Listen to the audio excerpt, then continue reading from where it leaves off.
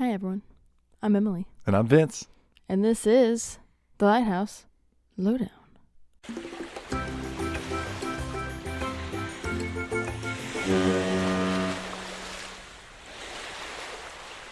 Cue music. We're in a studio now. Kinda. We're in the first edition of what I have ramshackled together. I wish I had a more fun word that was nautical themed. Swashbuckled together. I don't know what swashbuckling is, though. I immediately thought riprap. It's riprap. It's the just riprap like studio. Rocks thrown together. It's not great, but it's ours. It's our sound acoustic treatment for now is moving blankets that are put on conduit rod, suspended by 2x4s, paired together to make 4x4s. Just a note, these are in fact trip hazards. Oh yeah, there's lots of So we don't own this house, so to make these improvements temporary and not into the walls and ceiling, then it's been pretty creative. I took a couple of photos right before we started. Oh, good. Of the little studio. It's kind of embarrassing, so maybe I'll. What do you mean? Take some We're more. living the dream. We have. I could count them for you, but you wouldn't want to wait. Maybe 25 of the 50 foam tiles from Amazon that I put on the ceiling in a checker pattern. Yeah. You know, the D&D podcast I listen to, they rent one, they go and record and then leave. But look into it. It looks fun. Now that we built this, we could look into it. But this is our little studio, the Rip Rap studio, and we've got a very nice sized television. Yeah, which is the probably nice the best. thing is, that we can show each other what we're talking about now instead of me just trying to describe. Right. I never thought about that until you did a Lighthouse episode, and you were just like, "Here's a picture of it." I was like, What have I been doing all this time? I've just been like describing it. We're also barely. sitting across the kitchen table, like 2 feet from each other. Like, what does it look like? Tell us. But now we have a TV connected to my computer, so I can show him. And we now have a YouTube channel where we'll be posting videos that use the audio from our podcast, and then the visual aids are what the YouTube video is for. So you'll be able to see what we're talking about when we're talking about it. Yeah. Yeah, so I am working with the video editing so you can make fun of it and tag myself on that. The very first video I think that will go up, I just edited last night, and that was our interview with Bohemian Toby Smith. I was trying to think of which episode I was working on. So our interview with him, he actually sent us some photos, so we wanted to incorporate those in a fun way is with this YouTube. So if you play the podcast on YouTube, including this episode, you can follow along. And as we say, wow, it's a red lighthouse or whatever, you can look up at your screen and see it's red. Yeah. It's not live video of us, but it's what we're talking about at the time. So video may be considered when we're not in the Rip Rap studio. Right. We're more of a slideshow production right now. Slideshow type of folks. A couple of engineers sit down, spreadsheets and slideshows. So. Another side note, I'm selling something on Facebook Marketplace, and a lady just sent me a message just saying, I like that. Does she like it enough to pay for it and have it as hers? Enough to buy it, or just letting me know that you're a fan? On the day of the Kansas City Chiefs? Yeah, I'll say it's a Chiefs coat, and it's pretty cool. And I bought it hoping that it would be, it's a men's large, so I was hoping that it would be kind of just like an oversized coat, like very cute, very in style. And it was just like I was swimming. Yeah. So reselling. That's a good problem. It's a good time to buy a Chiefs coat. So that's that. Today, if anyone doesn't know, we're recording. Today's the day of the AFC Championship. Yes. Tonight versus the Bengals. Go Chiefs. And there's a lot of stress in my sides and heart. And Yeah. it's going to be great. It's going to be awesome. Go Chiefs. Super Bowl all the way. Down with the Bengals. They're too aggressive for me. Their play style is a little too handsy. that rough football. Exactly. Okay, so on with the episode.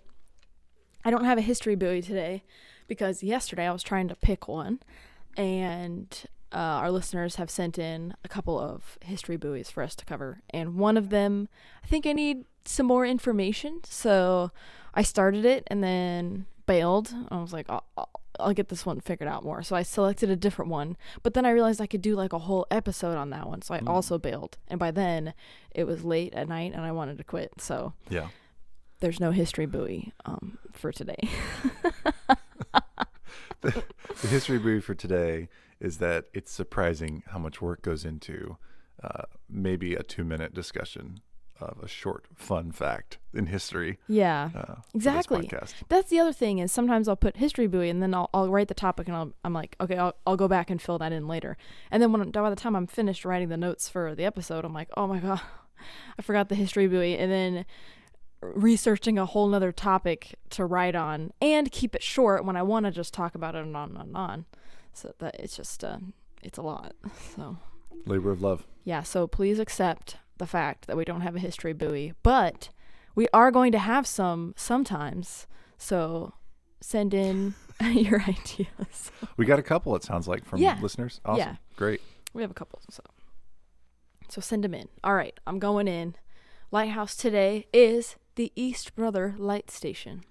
East, like brother? Brother. Okay. I think. Maybe it's East Brother Island. Hang on. Must confirm. Checking in.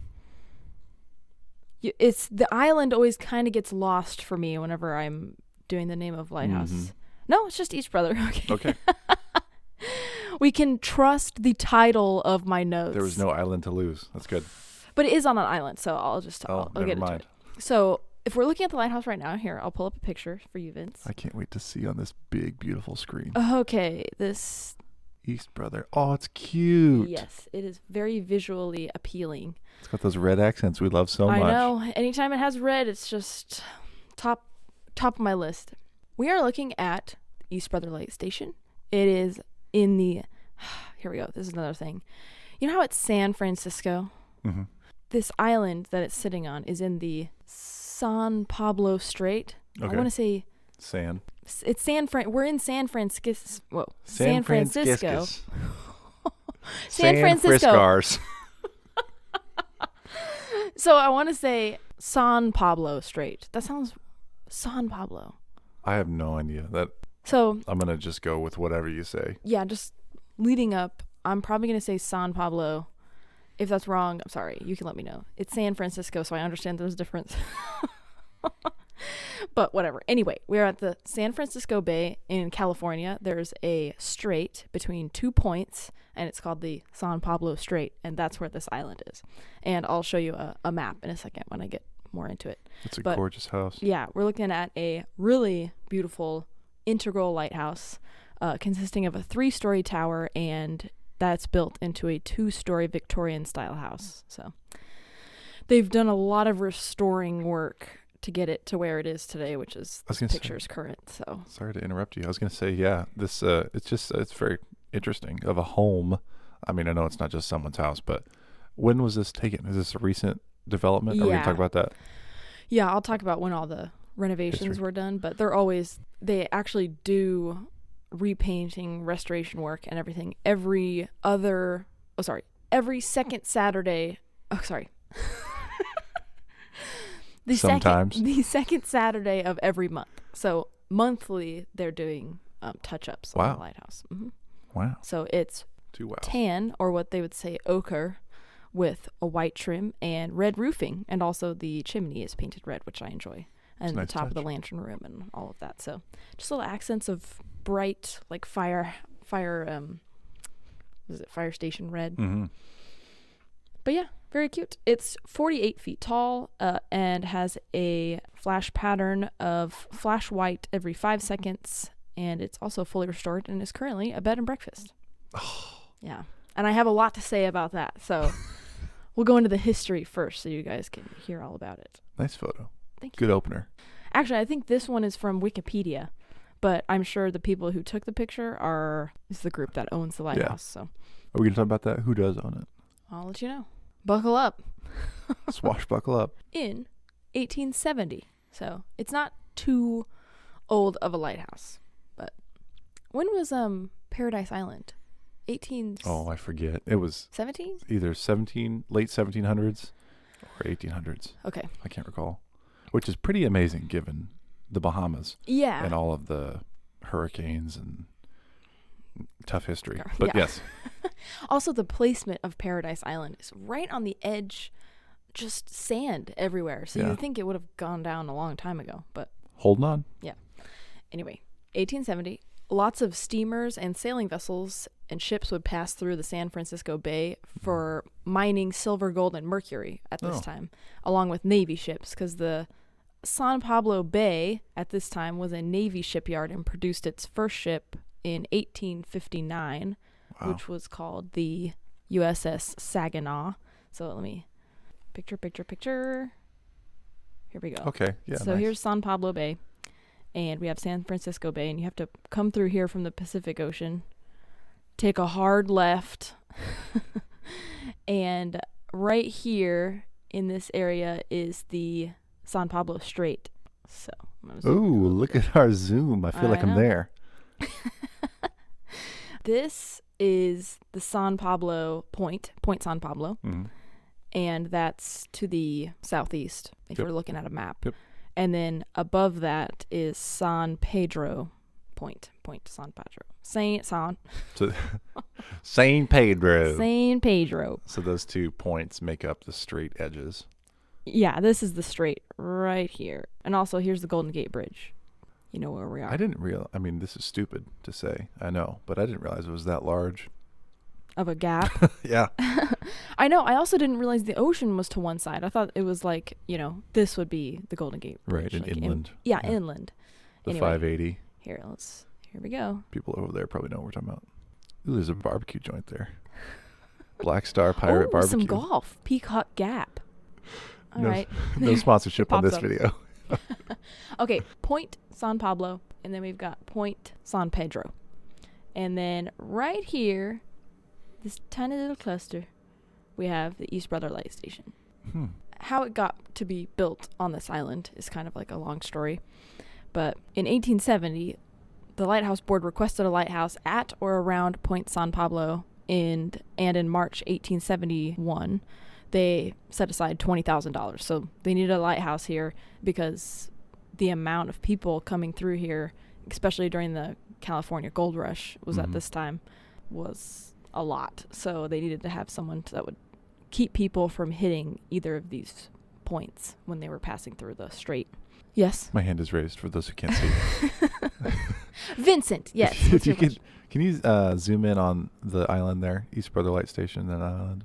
So a couple comments. One, the Google Maps, when we look at it, shows water routes, like when I'm looking at going on ferries and stuff. Mm-hmm. That's actually the route that the boat will usually take. It's Yeah. kind of neat. So it goes right past your island. Yes. And what is that other?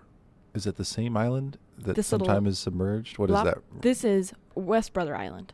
No light station there, though. No. They didn't choose to build on West Brother, the further of the two into the strait. No, and it's probably because the terrain there is different than here. Like, it was probably one that this is closer to the point, which makes it easier to, get people access, to and from. Yeah.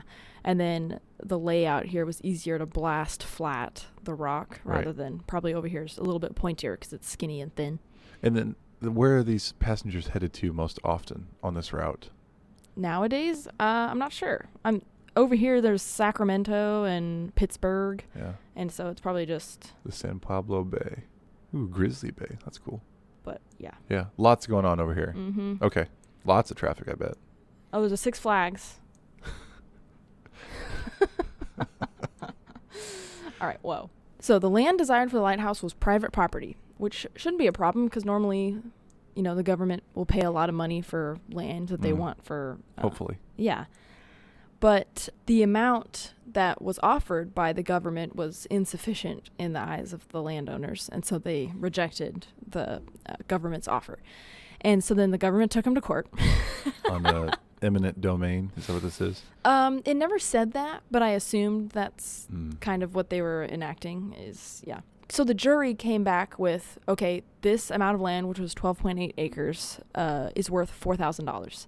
And the landowners rejected it and filed an appeal. They still thought that wasn't an appropriate amount of money, which I find is interesting because the U.S. LHS actually has a note that the Lighthouse Board at that time thought that was an insane amount of money to offer for the land that they were trying to buy. But because time was ticking, you know, and people were really nervous about this area, they just were like, fine, $4,000, it's fine. But then the landowners were like, still not good enough. This is California. I'm sorry, this place is going to be booming here. You want to buy an soon? island in California? No, this is a section of the point at this stage. Oh, really? So okay. this is how the whole island thing happened. Originally, nobody wants to build a lighthouse on an island because it's 10 times so much harder to just to get access and get people out there, and it's just a lot more sad for the people who are stationed out there. So they didn't want to do that, but the appeal was delayed, and so time was just kind of we're well into 1872 at this point, and so nervous like boat captains and sailors came to the lighthouse inspector in San Francisco and suggested that the lighthouse be built on East Brother Island, which was already owned by the government at this time. The Brothers, which is these two little islands, were sorry anytime I like get away from my notes, this is the problem. I write my notes too thoroughly, so then if I'm like talking and I look at my notes, I can't just be like, you know, there's like 3 words to look at and I can just keep talking. It's like a sentence, so I'm like Oh yeah, I share that feeling too. I read that whole military story I told about Nassau, the raid on Nassau. It was all like, it was like paragraph. pages. Yeah. No, it was pages, and then I was like, let me just say what I remember, and then the other stuff, let me read through it again on there. Yeah, but yeah, that's kind of what happened here. So they already owned this pair of islands, which were called the Brothers. And we had East Brother and West Brother. And then across the strait over here are the Sisters. And they are renamed now. It's West and East Mare. Patriarchy. Yeah, wait a minute. What the hell?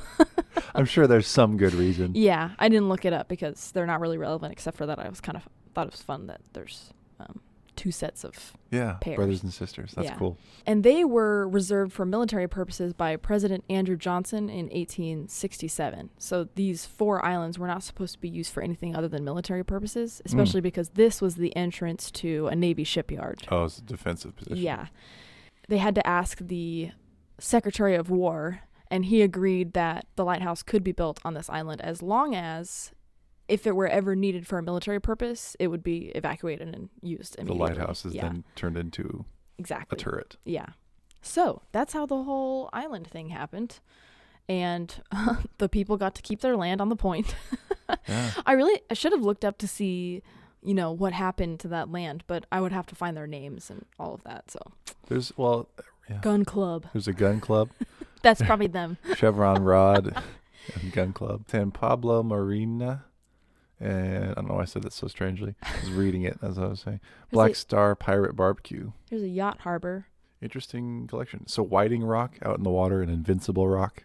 Those are probably submerged, I'm guessing, because they're not showing up. Yeah, that's interesting. Can you go onto the layers in the bottom left? Click on that. Whoa. Google. That's the Earth view. I have never seen this. Yeah. Oh. So that's a satellite image. Look, this is definitely... Yeah, that's all rock. Yeah. West Brother is literally just a rock. It's not just a rock. It's pointy. It looks like an arrowhead.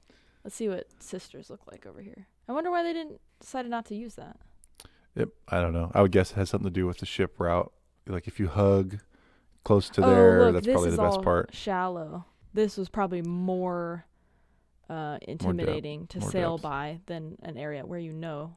I mean, this island is not going to be a danger to anybody because they know exactly how shallow this area is going to be. Whoa, okay, I got distracted. I don't like this view. So, Secretary of War agreed, and they decided to build on East Brother Island. Mm-hmm. In 1873, the top of the 3/4 acre island was blasted flat.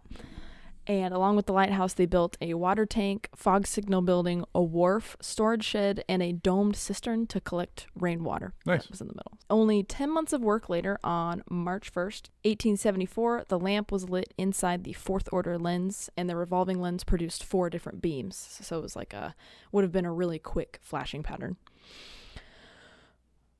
Question? That's so cool. Oh. You look like you had something to say about it. No, I was thinking about the 4 beams and rotation. So it would be cool. Yeah, kind of a strobe out there. It's a party. The fog signal was used anytime Red Rock Island to the south. Yep, right next to the shipping path. Just south of Richmond Bridge. That's a long one. San Quentin Beach. And, so anytime Red Rock Island was not visible, or Point San Quentin to the west, which is over here, San Quentin Beach. It's hard because That's the a mouse navigation is sound. slow. Whatever. So anytime those were not visible or the sisters by fog, then they would use the foghorn, which was an 8-second blast with 24 seconds of silence, a 4-second blast, and another 24 seconds of silence. So they're really going after it with that foghorn. Yeah, and actually nowadays 24/7 between October and I think it's March, the foghorn is active. Wow. And you can stay on the island during those months. Is there a discounted rate? The I Airbnb. think there is, yeah. Earplugs you're giving out? I'll talk about it. Oh, okay. In 1878, the lens was replaced with a fixed fourth order lens, and the lamp was changed from lard oil to mineral oil. So just moving through the times. And a fun fact, which is something that I saw in the USLHS archives, is that during this time, this was considered a remote lighthouse, even though it's only a 10-minute boat ride from the point. Just because it's on an island. And so a tender delivered food rations to the keepers. I don't know how often. I can never find exactly what the time period is because it sounds like a lot of food. But it also, I've never lived on rations, so I don't know that for sure. But they made a note of what was given to every single keeper that was at a remote station. And it is 200 pounds of pork, 100 pounds of beef, 2 barrels of flour, 50 pounds of rice, 50 pounds of brown sugar, 24 pounds of green grain coffee, which I never looked up. I meant to because I want to know how that differs from the coffee that we have today. 10 gallons of beans or peas, 4 gallons of vinegar, and 2 barrels of potatoes. So not awesome. It sounds like you could make something good with it, but in the end, you're just making potatoes, meat, and beans. Why brown sugar? I'm assuming it's for baking. Like you would have brown sugar because it's heavy in molasses, and white sugar would probably be more expensive because you're making it. 200 pounds of pork is what I started with. Yeah. Heck yeah. And 100 pounds of beef. That's not that much beef, though. Is pork a lot cheaper than beef? I really can't say. I think so. I think it is cheaper. What era is this?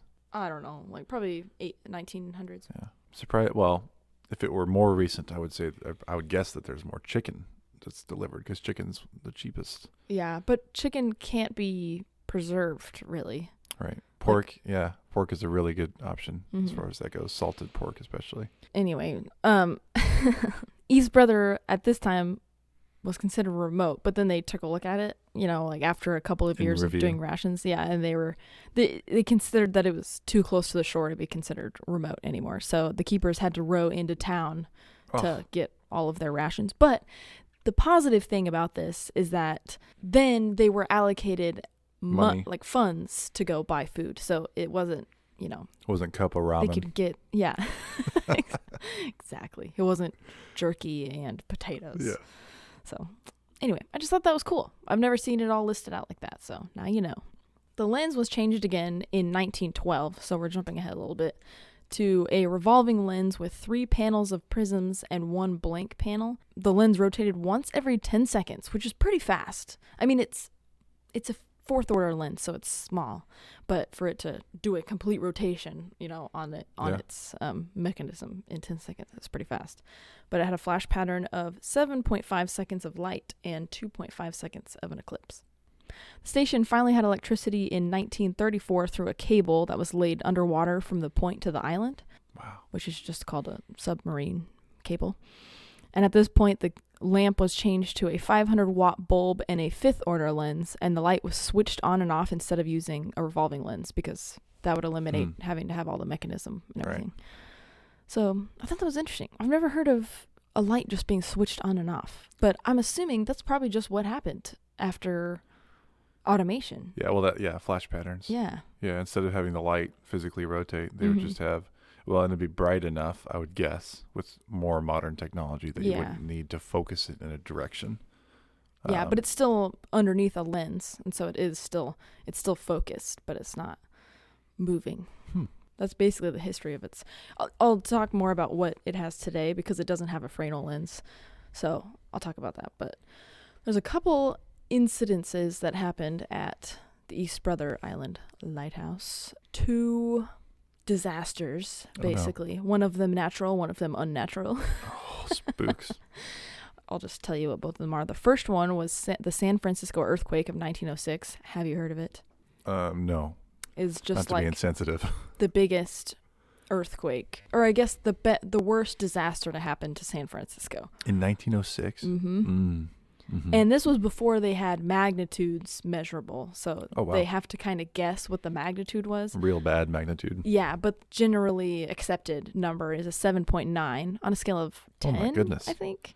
It was intense. It's thought to be anywhere between 7.7 and 8.3. They just can't really. It seems like a pretty fine range to me. Yeah. But the deaths were between 700 and 3,000, and the uncertainty was due to the fact that hundreds of deaths were not recorded in Chinatown, because at this time, racism towards the Chinese coming in were enormous. And I put an article about that, and also like the Navy shipyard. I used that as a reference, but it goes really deep into kind of what like the social hierarchy was in San Francisco at this time, because a lot of Chinese came over because of the gold rush, and they were not spending the money that they were earning. Sure. Because they were just being more conservative with their funds and, saving and everything. And for some reason, that and a million other reasons, I'm sure, made people hate them, because they were coming in to taking the U.S. a resource and not giving it back to the local. Exactly. Anyway, unrelated to the story, but I thought it was interesting to read about. Due to the tail end of the California gold rush, so at this time, I was talking about all the mining that's happening, they were using hydraulic mining, and it was being overdone because it's a rush. Yeah. And so that's actually the root cause of this earthquake, is that, there's a fault line over here, and it was under so much pressure because of the hydraulic mining. And I'm not going to go into how that works, but that's kind of widely considered as the reason for this earthquake. But you can look into how hydraulic mining would cause an earthquake of this magnitude anyway. What are you thinking? Honestly, I was thinking about, I don't mean this politically, but like fracking has been big in the past 20 years, I think, in our part of the country. Yeah. And people have talked about how fracking does or does not contribute to water, underwater sources being contaminated. Mm-hmm. And I interviewed at a company called Schlumberger, and from what I know, it's a good company, and they were an oil field company. So their presentation of that issue was that, here's all this evidence and scientific research and calculations and backup on how those claims are false, and how what we're doing at Schlumberger, I never did join the company, but is okay for the environment. And then, of course, the other side, went to a more liberal environment at college, and heard many of the opposite arguments that seemed really well backed up too. Yeah. So that's just how it works, is you come in somewhere. They have reasoning. You're always going to find something somewhere that supports your claim, no matter how weird or outlandish it is. And so if all you show are the things that support your claim, you're never going to know that there's a bunch of stuff out there that doesn't support you, which is life. Like, that's how people form opinions. That's like, you can be like, if you look that up online, that's not going to be supported. Like, you're going to find evidence that doesn't support that. But if they look up, is this how it is? Confirmation bias. Yeah, then it's going to give you a bunch of stuff that says, yes, this is how it is. Yeah. So what I was thinking when I was spacing out just now was not 1906 earthquake was not caused by hydraulic drilling, but rather how did they present that argument in 1906 when scientific research, newspaper, word of mouth, technology, social norms were all so different? I would love to see like a diving into that. And on that same note, I only saw 2 sources that said, and it was, from overuse of hydraulic mining from the California gold rush. There could be a slew of things. I could have found the only 2 articles in the world that say that that's the reason. So I could be wrong about that, but I just thought it was super interesting. I was thinking about the people. It's a whole, it's a whole thing. But so a little bit of a side note. That was my space out. So Thanks You've for got asking. a lot going on in your brain over there. Yeah, I could drink some coffee, and once again had kolaches. On our last episode, we mentioned kolaches to I Toby. felt so stupid. And then we had to explain it's like a very niche breakfast food. I just was like, it's just dough pockets of goodness. Yeah, Is that what I said? Oh. Yeah. How often do you talk to a foreigner about your breakfast? Yeah. How do I explain it? I just and A foreigner, It was the first thing I said to him was just like, and kolaches. And he's like, kolaches? Like, what are kolaches? Like, what are those? And I'm like, oh my gosh. Like, I think he said, whatsies? I edited the video last night.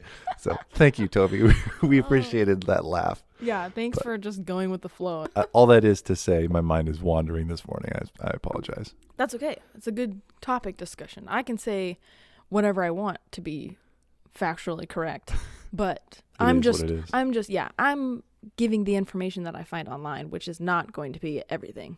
It's going to be just a little bit. Can't believe the internet.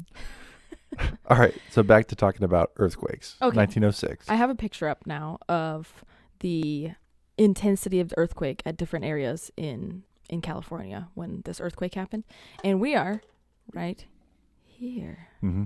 So obviously we're in a very bad area for feeling the effects of the earthquake. It's pretty concentrated. Yeah, it's estimated that 90% of the damage from this event, which was estimated to be around actually over $8 billion today, oh my gosh, was from resulting fires from damaged gas pipes that were from the earthquake. So the earthquake happened. It was horrible, like damage and destruction and everything. But then things started blowing up because the natural gas were broken. Yeah. And so people that houses had still survived were like starting their gas stoves in the morning and would spark an explosion. Mm. And another thing I read that I didn't make notes about it, but it's a small thing. Most of the insurance for people's houses didn't cover earthquake damage, but they covered fire damage. So they said if you have a fire that resulted from this earthquake, then we'll cover the damages. And so people were intentionally setting fire to their houses after the earthquake because they had so much damage that wouldn't be covered. They wouldn't have money to fix it, so they just set their house on fire. That is such an interesting... It's the same thing we were just talking about. Yeah. What is the truth? I know. Yeah, someone stole my car and it wasn't insured for that, but then they happened to set fire to it because I have fire insurance on my car. They happened to after I got it back. It was an accident. Yeah. They parked it and set it on fire. Oh, yeah. So interesting. So the lighthouse itself was safe from the fires that were breaking on the island, but definitely felt the effects of the earthquake. And they actually wrote about it. The head keeper at the time, John Stenmark, made a note in the logbook that said, quote, "A heavy earthquake this morning at 5:15 a.m.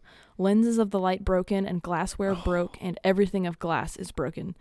Doors open of themselves and the whole island rocking. All the lens broke." End quote. So basically, awful. Anything glass, including the Fresnel lens, was severely damaged. Basically, they had to come in, patch up the lens just to keep it working, while this was all going. But they needed to get a new lens for that for this event. That's an enormous expense. Yeah, and he's so close to the point. He actually wrote the next day, quote, "San Francisco burning fearfully at 9 p.m." And so he can see just San Francisco in flames from where he is, and made a note of it in the logbook. But they didn't actually suffer any fire damage at the lighthouse. That's really good. I have a side note on, for 2 years, I worked internships when I was in college with the same company in 2 different locations. It was a natural gas utility company. And so I got to learn a little bit about the history of the systems. Mm-hmm. So this is the natural gas that comes to your house, that goes to different businesses, that goes to manufacturing and shipping yards and into your fireplace, into your kitchen stove, all that system. Throughout history, there's been different materials they use. Now it's mostly plastic, but metal before that, cast iron, hub couplings, if you want to look that up. And then at one time, there were some pipes that were made of wood. Oh my! They would literally take like a 4x4 wood piece and bore a hole in the center of it, and then that would be roughly coupled together. Why? So, it didn't really matter that natural gas was leaking to people. Like, natural gas came out of the earth a lot of places. Like, it's naturally occurring, and so it's if it gets to its location, you can have your fire, then it's good enough. Like now, today, we're really concerned about environmental protection because we know a lot more about natural gas and its causes, especially unburned natural gas is really bad for the environment to escape into the air. But some of the piping in this area, I'm sure, in early 1900s was wood piping, which becomes brittle. It's buried underground. It's not protected. Yeah. So maybe it has some oil on it to protect it from water damage, but likely that probably contributed to this terrible event in the city of gas mains just being crazy. open. If they had put like 2 truths and a lie and put there once existed wooden piping, I would have been like, oh, lie. Why would you pipe with wood? Especially a flammable substance. That's interesting. Yeah. When it's in the pipes, natural gas systems, I think it's always been this way, but today especially, it's 100% gas. So it cannot combust. It's not possible to burn or explode if it's 100% gas. Once you introduce air, atmospheric air, then it becomes, once it hits a certain percentage, it goes to the explosive range. Yeah. Once it comes out of the ground and it's exposed to the air, then it can combust. Okay. Or explode, or both. Neat. It's not great. It's not great in the city in 1906. Yeah, exactly. So that's actually all I have on this. Sorry, I'm in the tangent man today. No, it's kind of nice. Don't look. I have all the pictures out to see. It's hard not to look at the 65-inch television screen. I know. 3 feet away. Taking up entire peripheral. Oh, wow. The whole island is really nicely done. Yeah, I know. And it's another recent photo, I take it. very small. Yeah. And they got some trees. They actually have quite a lot of stuff packed on the island. They even have a gift shop now.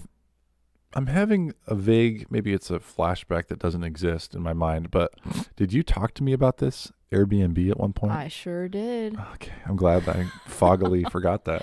I sent you the link because... Oh, they're... No. Don't say anything.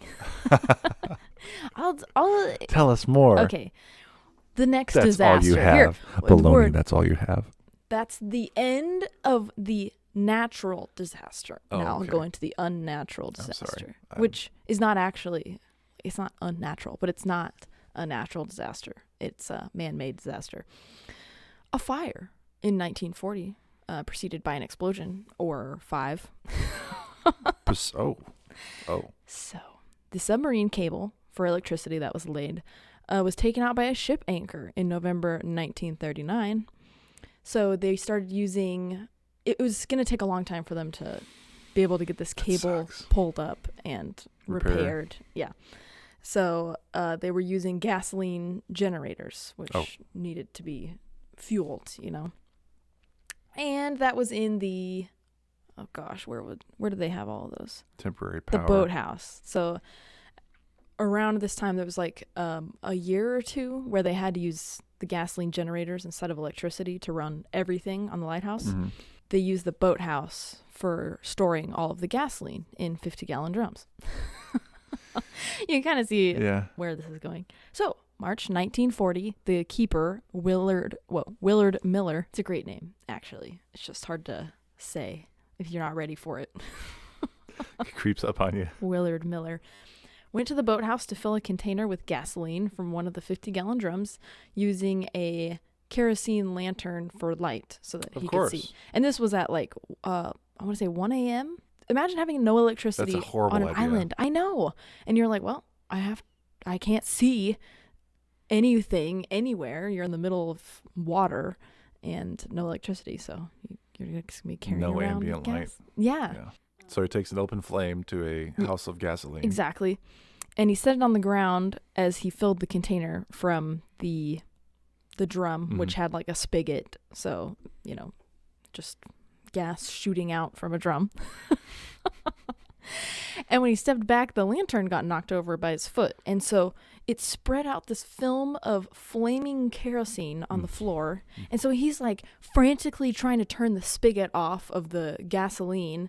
But of course, the flame catches this gasoline stream that's shooting out and, flies up into the the gas drum, and he only suffered burns to his hands while this was happening, while he was trying to stop it. And he was smart enough to turn around and run out of the boathouse because he's like, well, it's going. Yeah, there's no turning back from this. So naturally, drum exploded, and he was smart enough to, before it got out of control, to get out of the building. So there were no casualties from this event, which is great because he was right there. And we know from... Oh, that's embarrassing. You imagine waking up the other guys. Hey, did you hear that? Yeah. I tripped Whoa. on the lantern.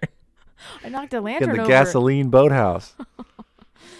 So there was 4 other drums in there, all quickly followed. And this explosion, they said it was an actual mushroom cloud of fire and smoke that just came out. I don't know why I think it's funny. Awesome. I think it's just comedic because you can see it in, the back of your mind. It's just a little island in the middle of water and it's just quiet. And then all of a sudden it's just like... At what time? 1 a.m.? 1 a.m. Yeah. I was going to sleep well that night. But So on that note, the assistant keeper, Earl Snodgrass, and his wife, Lillian, were woken up by the first blast and ran to assist. But all they had was a gravity-fed garden hose for water, to stop the water. And on a gasoline fire. Yeah. The phone line had been destroyed, obviously, when the cable was taken out. But a night watchman on the pier on Point San Pablo saw the explosion and called the fire department. But the fire department didn't have the equipment to handle this because they'd need a boat. With big enough motors pressure. And pumping, yeah. Yeah, so they actually got the Coast Guard, I think. I didn't make a note, which I think is stupid. But I think the Coast Guard were called to come and put out the fire. And it took them over an hour to get there, but they're not on Point San Pablo. So it wasn't a 10-minute boat ride. It was probably a lot more than that. And they actually had airplane engines, on the boat. Awesome. 4 of them. And so it was just gosh. super powered flying. So it probably pumps water from the bay? I bet so. It can't be an onboard water source. So many explosions, mushroom cloud. Yes, flames. Luckily, the station survived the fire. So by the time the Coast Guard got there, it was only the boathouse and I think the foghorn building. Oh no, the foghorn building was charred but survived, and so it was able to be, cleaned and fixed without having to build a whole new foghorn station. Nice. But the boathouse, 4 boats, and the wharf were destroyed and cost around $20,000 to fix and rebuild. So it could have been a whole lot worse. If you think about it, they didn't put it in the garage at least in the house. They said that if the wind had been blowing in from the east or maybe the west, I can't remember. If the wind had been in a different direction, the lighthouse absolutely would have been destroyed because flames would have caught onto the lighthouse building. I mean, if you look up a picture, which we'll have on our Instagram at the Lighthouse Lowdown on Instagram, it's a very small little island. All the buildings are close together. And also would have been fatal. It's the boathouse. There's no way off the island. They would have just been, trying to swim. It wouldn't have been good. Not best case scenario, but also absolutely not worst case scenario. So that's the other disaster that happened at this lighthouse. But other than that, it's lived a pretty calm life. Looks like a nice island. Nice place to be. Yeah.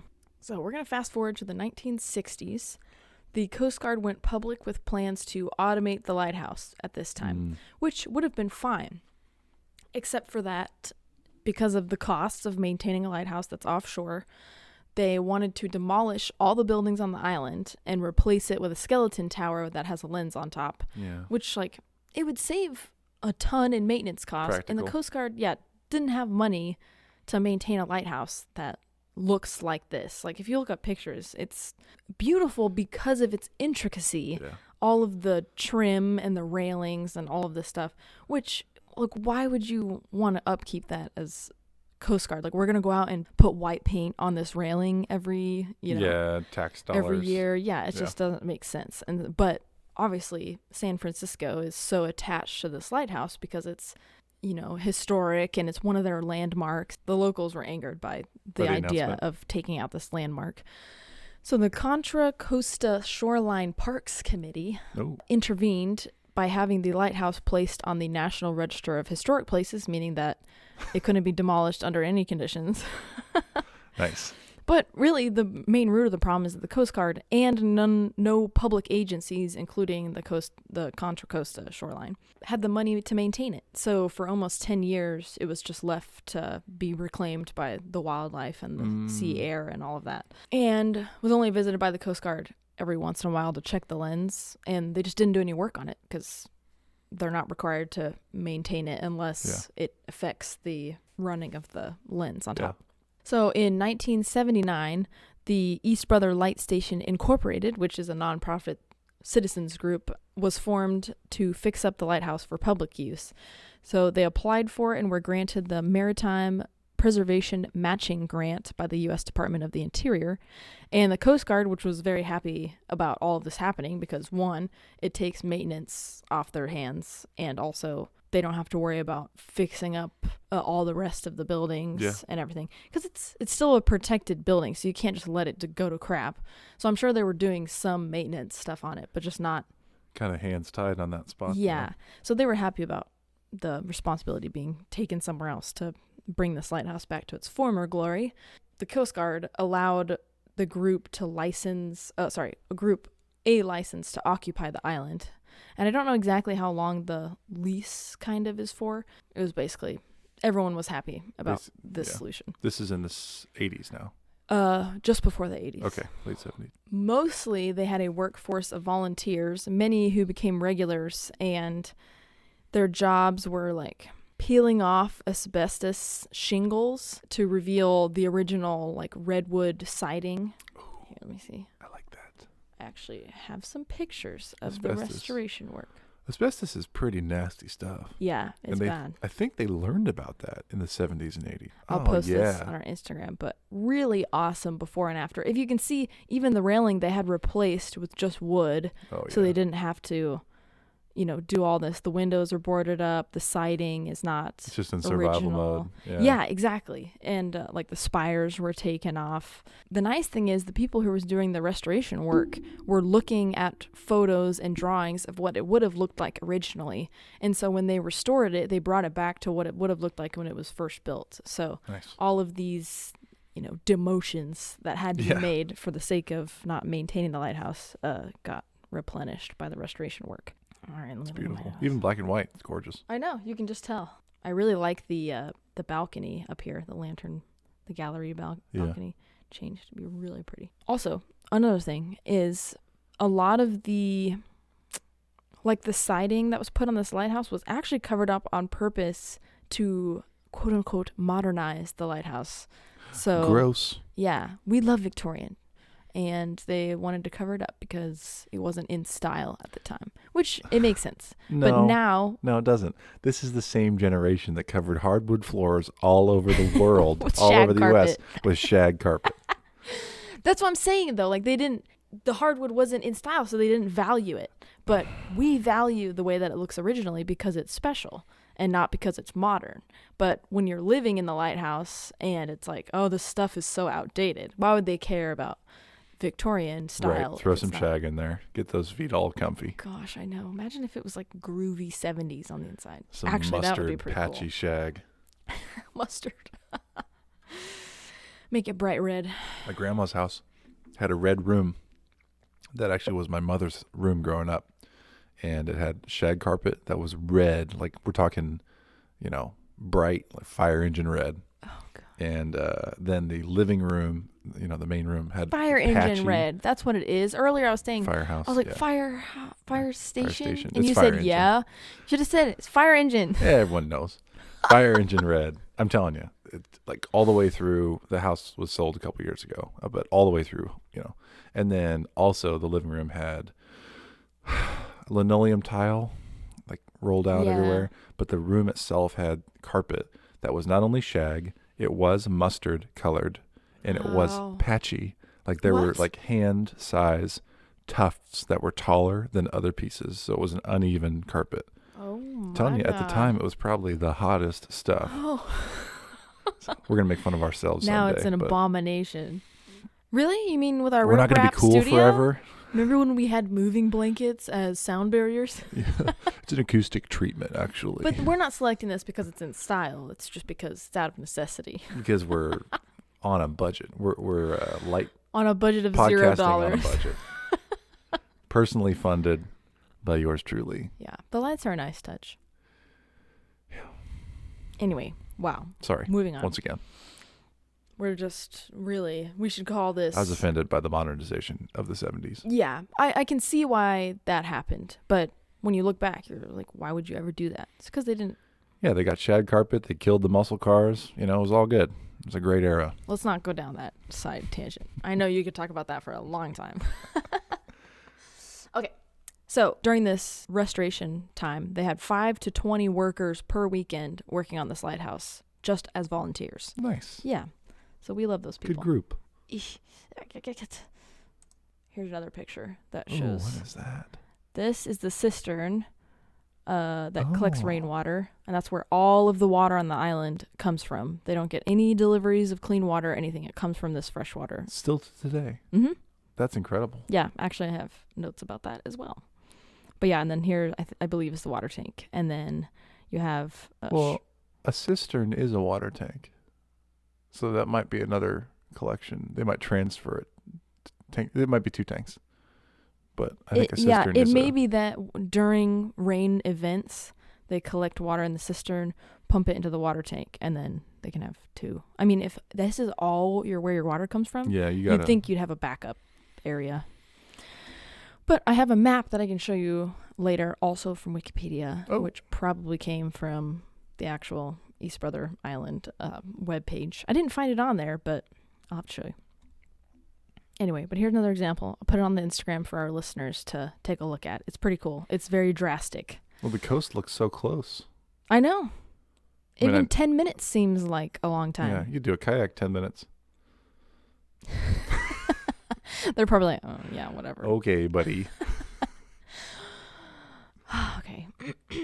Everything on the island in the 80s was restored for $300,000 in today's money and started its life as a bed and breakfast, which is what I'll talk about right now. That's a great budget. Yeah, it's actually Good job. Especially because they had to do so much work on the lighthouse itself. And then, like in normal, restoration work, you just have to worry about the tower and maybe the keeper's cottage. But this is the entire island we're talking about, even like pouring concrete and stuff on the around the cistern. So $300,000 in today's money is probably like $50,000 back then. So if I was looking around online a little bit, TripAdvisor has about 150 reviews for the B&B and has a score of 5 out of 5 stars. Ooh. And that is true for Yelp as well, which has 140 reviews, 5 out of 5. Shout out to East Brother. I know. It's listed as one of the 6 best weekend escapes in San Francisco. And I didn't look at what the other ones were, but this is the only one we care about. We'll say it was number 1. Of course. So you stay in the lighthouse. If you rent a room, it's you stay in one of the rooms of the lighthouse. There's 4, and then another one outside, which is in the foghorn room. But it's not where the foghorn is active. Oh. It's just where the old one is, so you can. It's That's cool. It's more of like a museum sort of thing in there. The rooms are the Mare, San Francisco, 2 Sisters, and West Brother. That's the name of the 4 rooms that are inside. And then the rest of it is communal, like the living room, the dining room, and everything is communal. So when you do go, you're more interacting with the people that you're staying with. It's kind of like a social event. Yeah, you're on an island. That's pretty cool. I know. Like, where are you supposed to go? Yeah, I'm going to go out for the day. Yeah. All right, I'll see you We'd rather soon. Be just, keep to ourselves. Yeah. It's like, ma'am, that's impossible. Say hi to your neighbors. The Walter's quarters is the one that's separated in the foghorn station. And Walter is actually... So Walter Fanning... Whoa, I have a picture. Here he is. Says cutting out porch railing supports during restoration. I'll post this picture as well. He was the grandson of John P. Coffard, who was the keeper from 1914 to 1921. And so he did a ton of help during the restoration efforts and actually visited frequently when his grandparents were living on the island. So he'd been here a long time and played a key role in doing all the restoration. So he had the quarters named after him in the foghorn station. So That's nice. if you're staying in Walter's quarters, it's referring to Walter Fanning. He's also he looks like an awesome woodworker using eyeglasses without safety glasses. Yeah, but at least and a very scary old school bandsaw. Should be terrifying. We're not here to critique. He's probably rocking it. He got the work done and under budget.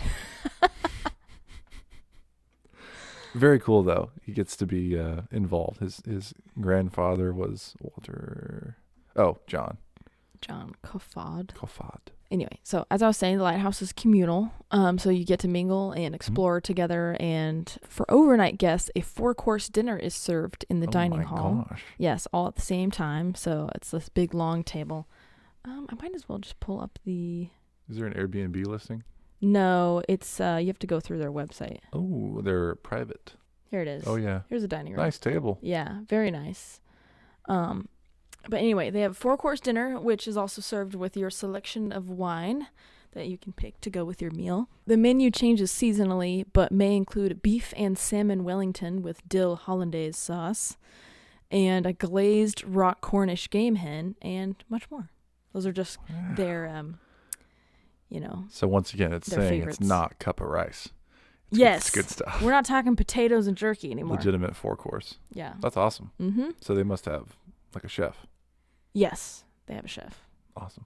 which I'll talk about. Or a catering company with a helicopter or boat. Yeah, every time they go to pick up the guests, they're also picking up a guy in a chef's hat. I've got to interrupt again. I'm so sorry. Did the video last night for our interview with Toby Smith, and he mentioned a dinner catered event. I think it was Outstanding in the Field catering. And so I put one of those photos in the video. You can go view it.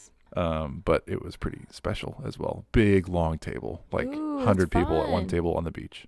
Oh, so that's crazy. Lighthouse themes. I'll have to see. I'm gonna watch this video, so everyone else should too. But yeah, on top of that, breakfast is served at 9 a.m. and the menu. One of the menu favorites is Lighthouse French Toast Souffle. I like that. Like, stop. That sounds amazing. I'm too basic to know what souffle means. Ouch. I've heard it before. Could you? What? We watched Great British Baking Show together. I watched the Great British Baking Show and it's overworked. But I still don't. Overworked. It's a shame that. It's a shame that. It's a shame. Anyways, for those who haven't watched the show and are victims to this audio, those are common phrases. But what is souffle? Could you remind me? It's just something light and fluffy. Yes. Lighthouse French Toast Souffle. There you go. It's a dish. It's a baked egg dish. Egg-based dish originating in France. Combined with other ingredients, it can be served as a savory main dish or sweetened as a dessert. All right. Thank you so much, Emily and Google. You're welcome. Now you know. Also, for overnight guests at the Lighthouse, going back to the Lighthouse, away from souffle, champagne and hors d'oeuvres are served when you arrive. So this whole experience is pretty bougie and very, deluxe and special. Food focused. I'm a big fan. Yeah, it did say online that one of their accommodations is that they have a bar. And I'm like, does that mean champagne and wine, or are we talking gin and tonics and Long Island and Lighthouse iced teas? named drinks? I don't know. I think it'd be exciting. I just immediately was thinking, how cool would it be to just have a wedding party, like a bachelorette party on this island? Because you can rent the entire thing for $2,500. The entire island? Mm-hmm. For a day? It might be a weekend, but I'm not totally sure. If you do decide to stay at the Lighthouse, you'll be picked up 4 p.m. sharp from Point San Pablo Yacht Harbor and dropped off again at 11 a.m. the next morning, or however many nights you decide to stay. They're open Thursday through Sunday, so you can stay that many days, up to 4 days. The boat ride is only 10 minutes, and the boat is rated for 6 people with safety stuff on board. Safety stuff. They went into detail on the website, and I was like... It's got pool noodles. They're just trying to let you know that you're getting on a boat that's equipped to save you if it goes down. Yeah. The old Titanic story. Yeah. Once at the island, you'll have to climb a 4 to 12-foot ladder, depending on what the tide is. And you'll have to climb on from a bobbing boat. You're not allowed to wear sandals. And you have to be physically able to do that. I love this. So once you're on the island, the keepers provide a tour including history, the restoration efforts, and when it's functioning, a demonstration of the old diaphone foghorns. So you get to go check it out. Like I said earlier, this foghorn runs 24/7 from October to March. And the operating foghorn is actually not located in the foghorn building, since that's where the antique foghorn is, and also the building also has a 4th order Fresnel lens on display for you to look at, and also the last revolving beacon that was used in Lighthouse, because now it's an LED marine beacon, and I have a picture to show.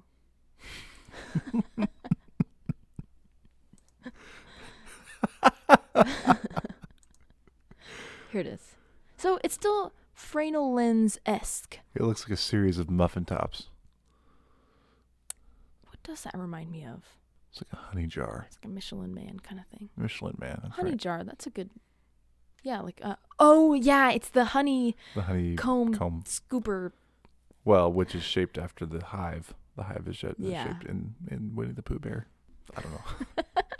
But yeah, this is the current That's beacon. the marine beacon. Yes, that's that's being used in Lighthouse, so it's still a current guide to navigation. So you get there, you get a tour of all these things. You get a tour of the light station itself, the old light, the all Fresnel of the lens, buildings. Yeah, they old tell you foghorn. about the restoration that happened, and you have to be on a ladder and physically able to get there. That's very exciting. What an adventure. you have to really want it. I really want it. This foghorn that's on, you can still rent a room at the Lighthouse, and they provide you earplugs for nighttime. But actually, the light station was built to muffle the sound of the foghorn because it has brick and mortar in between the double wall Nice. construction of the Lighthouse. Yeah. Which, 1 was to muffle the sound of the foghorn, and 2 was to sustain winds because you're on an island in the middle of a strait. So you're going to have higher winds. So Very thick walls. Yeah. yeah, it's not the guests have described the foghorn sound as soothing and not annoying. So you can keep that in mind. A soothing Here- foghorn. I don't think I've heard that before. Here's the map of the light station.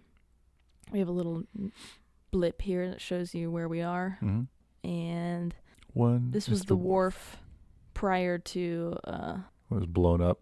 yeah. Oh yeah, that's not that far from the light station. Yep. Danger zone. So 6 is what we were looking at just a second ago. 5 is the water tank, so we were right about that.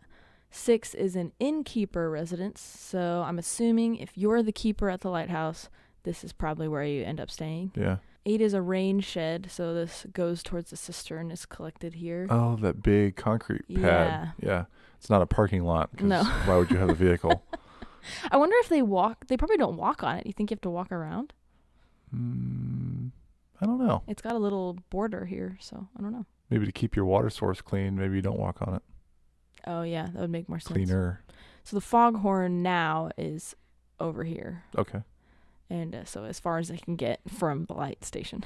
Really cool. Yeah, that's about it. I'll also post this on the Instagram so people can take a look and see where everything is on the island. The island is the station. There is no extra room anywhere for anything other than, like, if you look at Standard Rock or any of the other island lighthouses that we've covered, there's a lot of space. Not Standard Rock. Not Standard Rock. Oh, that's another Standard one. Rock is absolutely. It is the island. Oops. I meant Little Ross. Yeah. Triangle Island, Yeah. for example. Huge. Mhm. Yeah. Something fun to note before Mhm. you go out there. Internet is not available, and they don't have Wi-Fi. But they say on the website, there's plenty of reading material, including an illustrated history of the restoration project, and board games are also available. So Oh, thank goodness there's board games.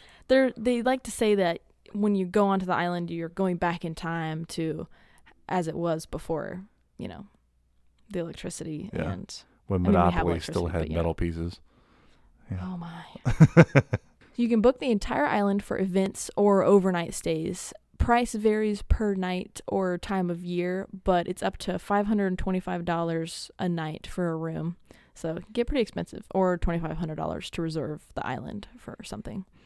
And day visits are actually allowed only on Saturdays during the summer months. And you get picked up from Point San Pablo Yacht Club at 11:15 and dropped off at 3 p.m. And it's $25 per person for groups like 7 to 12. Hmm? So that's pretty good. And you can also plan food and beverage service in advance. But other than that, it's just to check it out. So what's the capacity for the island for lodging? Is it 4 rooms, It's 2 persons a room? 5 rooms, and there's a queen bed in each room, and so 10. it's 2 people. But you can also arrange to have like a rollaway bed or whatever in the room that you've rented. So really neat. Yeah, that's a unique experience. I've never heard of anything like that. Now, the whole reason that I covered this lighthouse in the first place is that they're hiring. You tell us more. They are searching for 2 quote-unquote keepers to apply jointly for $140,000 per year. And it's a 2-year time span, but the duties are intense. It's 140 a year, 140,000. Mm-hmm. It's like you're a keeper, but you're also a maid, a boat captain, a chef, and a gift shop attendant. So the chef that we were talking about earlier is the person who does everything else, like housekeeping. So you're busy. Yes. There's 2 people that have to apply jointly. Yes. Okay. Yeah. And you have to have a valid captain's license issued by the Coast Guard to even apply. Because you're also running the boat. Yes. That's awesome. You're also picking up people. And I looked, and if you don't have your captain's license number, you can't even proceed with the application. You need not apply. Yeah, exactly. They put that, need not apply. And if you have pets or kids or smoke, you can't work here. No companions other than the one. You gotta really want it. The previous keepers, Tiffany Dance and Tyler Watterson, estimated they worked 80 to 90-hour weeks while they worked here, which was from 2019 to 2021. But they wrote that their schedule was, quote, brew coffee, bake fresh blueberry muffins, cook and serve hot breakfast for 10, give historical tour and foghorn demonstration, clean up breakfast dishes and kitchen, reset dining room, clean the inn, start prepping 4-course dinner for 10 more people, run boat service to the mainland, make beds, run boat service to the mainland again. So you don't get a second of, and I was even saying like the day visits, they start at 11:15. You get dropped off at 11 if you make an overnight stay. So there is 0 time in between any of that happening. So obviously working really hard. But despite the grueling schedule, they said they really enjoyed their time working on the island. And the only reason that they weren't continuing is because the application is only for a 2-year time span, and then it gets moved on to somebody else. Yeah. You can't be reapplied. Nope. Well, that's okay. So they are lighthouse keepers then, and there's 2 of them. Yeah. That's really cool. There's very few left. I mean, I know. Talked to a couple now. I'm sure like they're not official because I guess I don't really know. They probably are. I'm not sure. I don't know if they're keeping the light. Maybe the Coast Guard maintains the light itself. That's what I was thinking, is maybe the Coast Guard's still technically in charge of the light since they're just leasing the island. I mean, even an automated light is still not worry-free. Yeah. It's really interesting. And it's still active, right? Yeah. Yeah. Yeah. But I'm going to attach the application in the show notes. $140,000 per person? I think it's split. Okay. California taxes on top of that. For 90-hour weeks. For some reason, I had vaguely remembered you told me about this as you were reminding me. I thought it was $400,000. Oh, my. That'll be awesome. And I was like, yeah, but it's a lot of work. I mean, that would be an incredible amount of pay, but it's not. Yeah. Well, and then I was thinking, one of my tangents, I'm pretty sure the United States president gets paid $400,000 a year as a salary. Wow. And then, all the book deals and Whoa. whatever else they happen to find themselves luckily getting their way into, but speeches and such. But yeah, $400,000. I was like, I think you could be the president or you could be this lighthouse keeper. I'd much rather be the keeper. Yeah, definitely. Even because it's only 2 years. Even for $70,000. It would be cool. People online were being annoying, and they're like, "Here's a breakdown. It's only $7 per hour. You're getting paid at this. If you do that much work." And it's like people that are on here are not doing it for the money. Yeah, no one's like, "Well, I just need a job." Yeah, like, oh, 70,000. That's great for 90-hour weeks. Sign me up.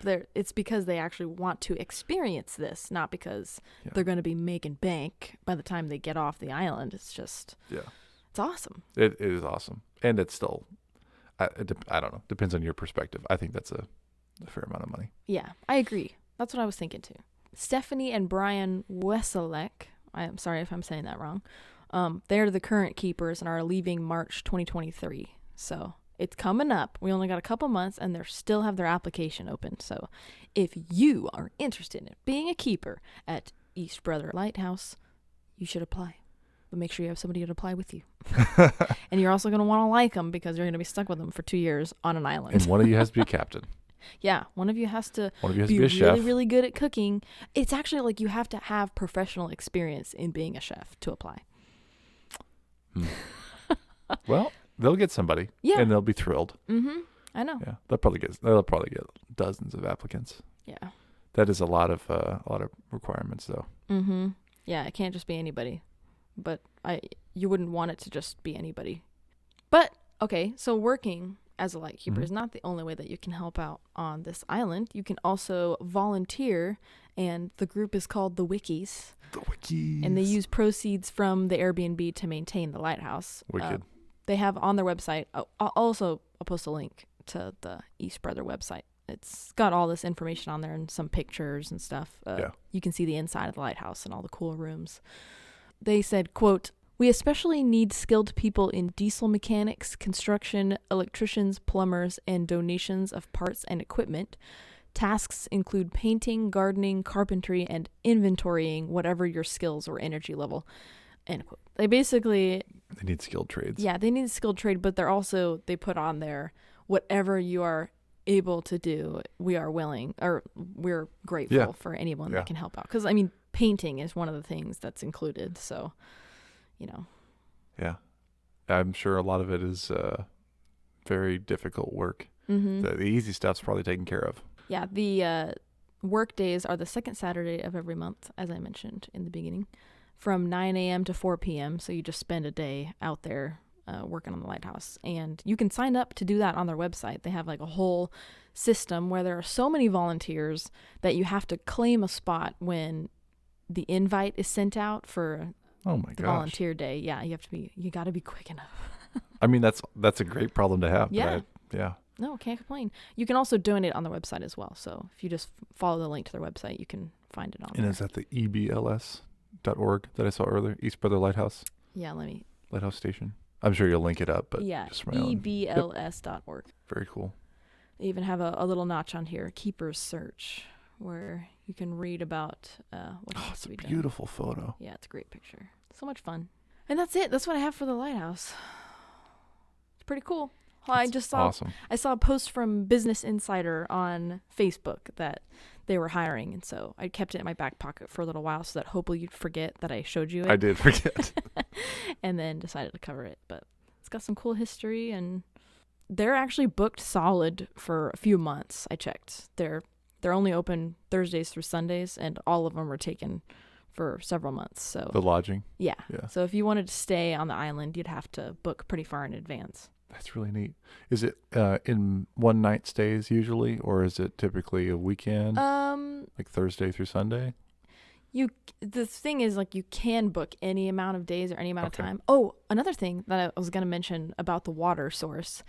You can't shower there unless you stay for more than one night, because deemed as required. Yeah. They have such a limited source of water that they can't really allow anybody to shower. And there's only a shower in one of the bedrooms, but if you rent a different room and want to shower, they arrange for you to have access to the shower. Wow. So you rent a different room, yes, and you say you need to shower. You just waltz into somebody else's room and be like, I'm going to use your shower. The shower. So it sounds like potentially the easiest thing to do, it depends how dedicated you are and where you're at, but would be to go to San Francisco for a weekend, spend one night doing San Francisco other things, and then maybe one night out here. Yeah. I think one night would be nice. Smoking cigars. Because you get to see the entire island. You get to have a really nice dinner, really nice breakfast, and then, what else would you stay for? Just hanging out, look at the views. Enjoying the chill air. Enjoy some porch time. That sounds really nice. Really want to go up to that lantern room. Mm-hmm. It's very nice. I need a rocking chair up there. That's what you want to do? You want to take a nap? Like, yes. Oh, that looks like a great place to take a nap. It would be nice. And the sunlight on your face. Yeah. It's like a dream. Emily, for those who don't know her, Oh, here we go. sleeps with the light on and prefers sunlight directly in her eyes when she's sleeping, if at all possible. I sleep best with sunlight unobstructed blaring into my eyeballs. And loud noises. Not loud noises. Noises. Like Friends television show. Yes. Friends. I fell asleep within an episode.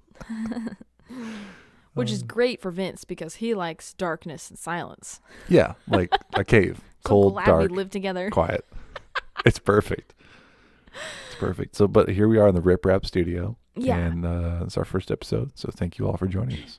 Yeah, thanks for joining us. And make sure you check out our YouTube channel so you can see all the stuff that we were referencing whenever we were talking.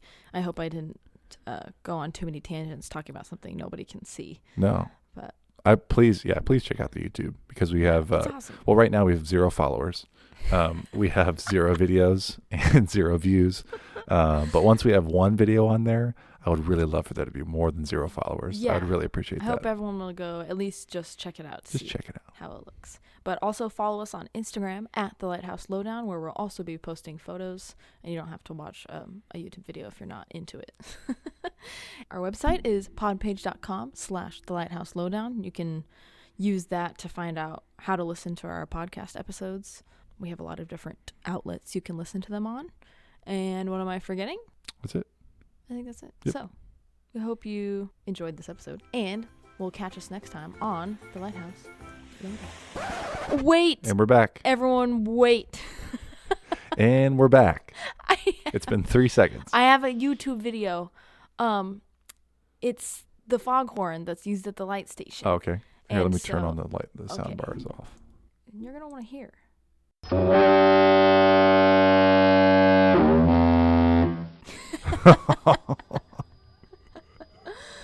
Wait. Whoa. Do it again. Do it again.